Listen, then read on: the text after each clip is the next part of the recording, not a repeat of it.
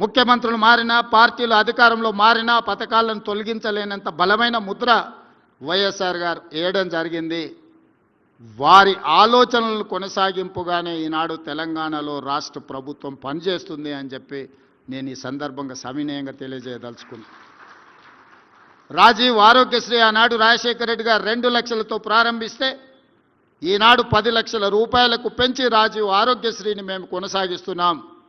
Fee రియంబర్స్మెంట్ని దళితులు, గిరిజనులు, ఆదివాసీలు, బలహీన వర్గాలకు సంబంధించిన పిల్లలే కాదు, మైనారిటీల పిల్లలు చదువుకోవాలి, డాక్టర్లు, లాయర్లు, ఇంజనీర్లు కావాలి అని 4% వైఎస్ రాజశేఖర రెడ్డి గారు రిజర్వేషన్లు ఇచ్చిన మైనారిటీ రిజర్వేషన్లను కూడా ఈనాడు కాంగ్రెస్ పార్టీ కొనసాగిస్తుంది.